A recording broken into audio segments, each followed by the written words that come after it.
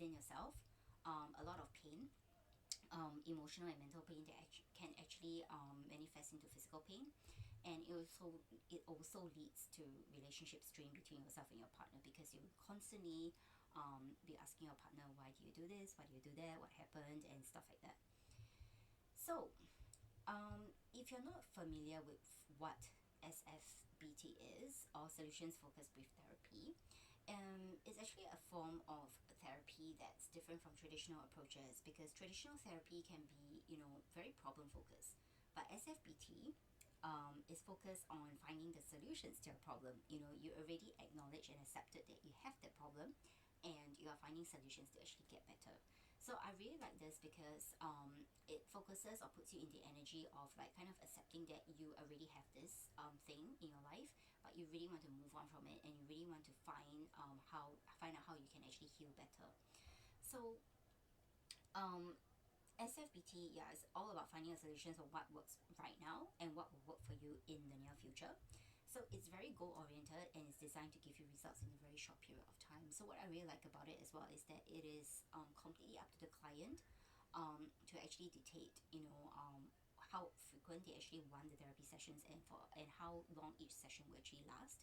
Because sometimes in therapy or traditional therapeutic approaches, yes, it's also kind of an agreement between the therapist and the client, but you sometimes have this sort of like fixed number of sessions where you actually have to complete, or you have to do, in order to complete that entire healing, entire package, or whatever you call it. But for SFBT, it's completely up to you to kind of decide and to dictate that.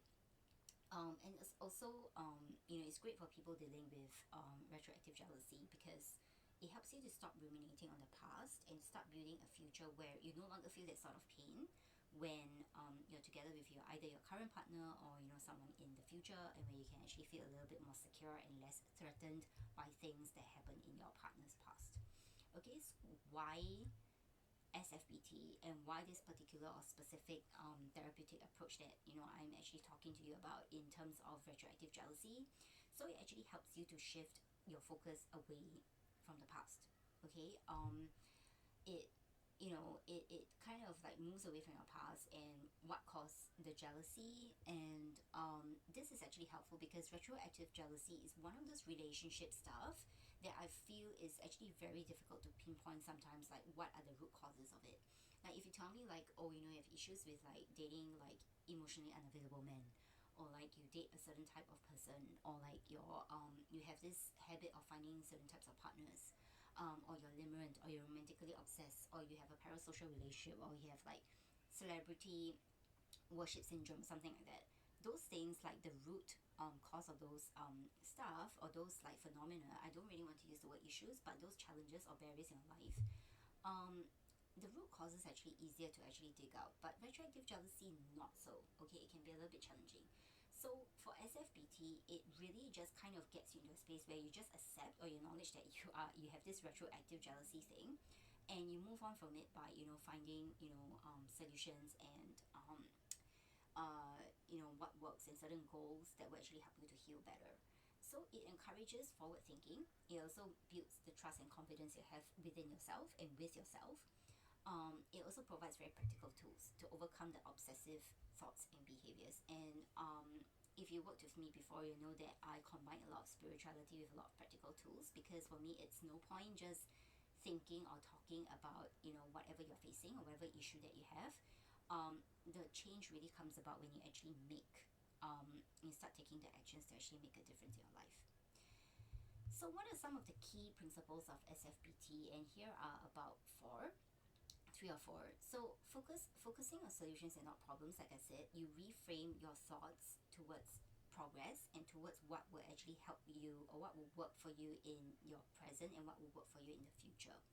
So I am a very strong believer, and it's also something that I've observed, that people who are very in a mind space of just focusing on the problem, versus people who are in the mindset space, or mental space of focusing on the solution.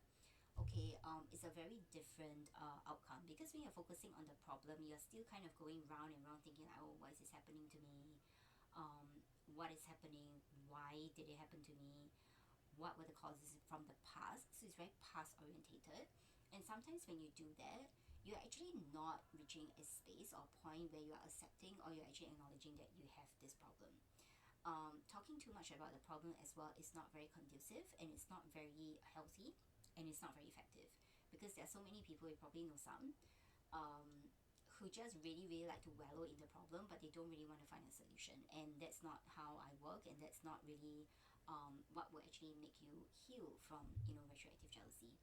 So being in the space of a solution actually makes you very positive, and actually makes you more focused on what will happen in the future. So you kind of are more, you're kind of more like focused towards your healing, and it's a more direct pathway. The second principle is that it identifies, of SFBTs, that identifies strengths and resources. So you use what you currently already have, your existing strengths, to actually overcome and to deal with retroactive jealousy.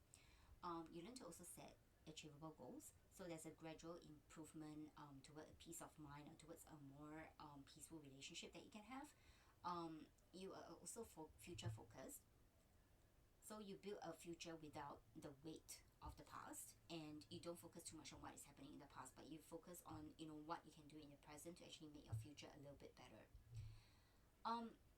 The techniques used in SFBT for retroactive jealousy, there are three very very big techniques that are used. So first thing is actually the miracle question. So imagine that your retroactive jealousy is completely gone. Okay, maybe it was a time before you had this relationship, or where your retroactive jealousy was triggered in this particular relationship. Think about your life then. What was different in your relationship? What was different in your life? How were you relating to the opposite sex, or whoever you're attracted to? How were you actually going about relationships? What were you feeling? What were you thinking? What was in your mind? What was going on in your life? So asking yourself this miracle question actually puts you in this very creative space of visualizing the ideal life, or the ideal you that you want to be at the end of this entire healing journey. So it actually makes you very, like, it's very expensive, and it just amplifies all those positive feelings that I really really like. And I would suggest that when you're thinking about the miracle question, do not actually filter yourself. Do not think that, oh, this is silly, this will not happen. Just say, just think, like, really be as creative as possible, and really it's to make you feel good as well, and to really have something, or a state of being that you want to work towards. Another one is a scaling question. Okay, so you may want to rate your feelings of jealousy from 1 to 10. Like, perhaps now it's like a 9 out of 10, which is actually really really high. What small change could reduce that number? What would bring, what would need to happen, and what would need to see in your life? What would you need to do? How would you be feeling? What would be going on to make it, go from a 9 to, let's say, an 8 or 7? Okay, what would need to happen for that 2-point shift? Another one is also something that is called the exceptions. Okay, so identifying times when retroactive jealousy actually wasn't an issue for you in your life. Now, what was different for you? What was going on in your life then? And how can you actually recreate those sorts of scenarios, in your life? And when you are able to actually pinpoint the events and the happenings in your life that actually contribute to these exceptions, you are able to then when you pinpoint them, you are able to easily recreate them, like, in a very adaptable and very flexible manner. So it's also to actually offer a break from the mindset that you are having. You're constantly in this retroactive jealousy, mindset. It's to break yourself from it, and to consider the exceptions, or what would life be like without this retroactive jealousy. So I find these 3 tools very very on point, very amazing, and you can use it, start using it when you're actually going through, or you're currently, trying to heal or cure from retroactive jealousy. So SFBT strategy, or what you can actually do by focusing on what is working for you currently, and how do you want to amplify that in the future. So one of the key things that you can actually do is to pinpoint the moments of trust and security in a relationship. What was happening then between you and your partner? What were your dynamics like that made you feel very safe and secure, and trusting with him, or her? And what was happening then that did not make retroactive jealousy surface itself? Okay, so I want you to kind of think back about, like, all the times when you actually felt like, oh, I really trust my partner, I feel very safe and comfortable with them. are very secure with them. Identify what was going on, what were those events, and what was the dynamics between you, like what was going on in your lives at that point in time. Secondly, focus on behaviors that strengthen your trust and build the connection between the both of you. So, what are these behaviors that can help to actually bring the both of you closer together and to rebuild that trust again? Before retroactive jealousy kind of surfaced for you, were there any trust issues? And if there weren't any, focus on those moments where you actually trusted your partner and where you actually felt very connected with them. And the third thing is to avoid dwelling on past mistakes or comparisons that fuel jealousy. Now, this is actually easier said than done, okay? And what I actually would like to encourage you to do is that whenever you are actually feeling like you are dwelling a little bit more on what your partner, did in the past with a certain someone, flip that question into the miracle question. Flip that into what would my life look like if I wasn't thinking about all these things? Start to be able to be flexible enough to switch between that retroactive jealousy state of mind and the state of mind where you are actually free from it. So these three things are like the key techniques that you can actually use in SFBT, via SFBT, to actually heal from retroactive jealousy. You may also think of more, but it's really to pinpoint those positive moments. You think about the goals or the structured steps that you can actually take towards your ideal self, and also think about how you can actually avoid all these, like the current state of you, and what will actually move you towards a more towards the miracle question or the miracle you. Okay, which is not so miraculous because you are actually working towards it, and it's something that can actually come into fruition. So one of the key tenets of SFBT, as you know, is to set goals. So in retroactive jealousy healing, just create clear, specific goals for reducing your jealousy. So for example, I will spend 30 minutes a day focusing on my hobbies or my self-care. I would watch a nice movie. I would actually read a good book for an hour or 30 minutes. I would do my meditation, whatever it is that floats your boat. Okay. The key is to remove your focus from obsessing or thinking about your partner's past or whatever it is, and to focus on things that can actually bring you more joy, that can actually shift you away from that retroactive jealousy space. Okay, so gradually shift your focus away by doing all these little things, like little goals and little like habits that you can actually indulge in and reconnect with yourself, and that can help you to move past or move away from the obsessive thoughts. And if you do this often enough, you will find that you start to get very good at it. You start to get very good at being able to get into that space of like reconnection with yourself and reconnecting with your hobbies instead of constantly in a space of obsessing. So dealing with setbacks in any sort of healing, in any sort of psychotherapy, like sessions that you're going through, or any sort of healing journey that you're actually taking, setbacks are actually very, very common. Okay, they're very normal. And in retroactive jealousy, you find that sometimes you're taking like half a step forward and then like 3 steps backwards into retroactive jealousy. So it's very normal, and it took me quite a while to actually move out from that space into telling myself that, hey, it's really normal, it's okay, I'm human, I make mistakes, and to be compassionate and gentle with yourself. Okay, and not to beat yourself up on it and tell yourself like, oh my god, 1 step forward, 3 steps back means that I'm another 2 steps backwards in my healing journey. Don't be so calculative with yourself that way. Think of it from a bigger perspective or wider point of view. Reflect on your progress and your small victories rather than dwelling too much on the past. So think about like what you've been doing so far, what you've been doing so amazingly, and the things that you have been keeping up and doing differently. Focus on those instead of dwelling about like, oh, how much do I have to go to reach the end of my like healing journey and stuff like that. Don't think about it that way. And along the way, learn to adjust your goals and adjust your strategies and solutions as well, because sometimes along the way you find that certain goals don't work. Okay, so I think one of the things that I was actually trying out at the time was when someone told me not to when someone told me just to, I think just to focus more on what he was bringing to the relationship, something like that. It didn't quite work at the time because I wasn't in that emotional space. So forcing myself to kind of think about the things that it did, and caveat here, because I didn't actually have built a lot of trust with my partner back then.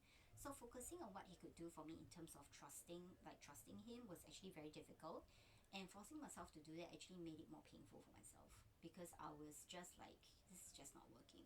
So feel free to actually tweak your solutions along the way, and don't feel like you need to, obligated to like stick to one. If it's not working, put it aside and, do something else.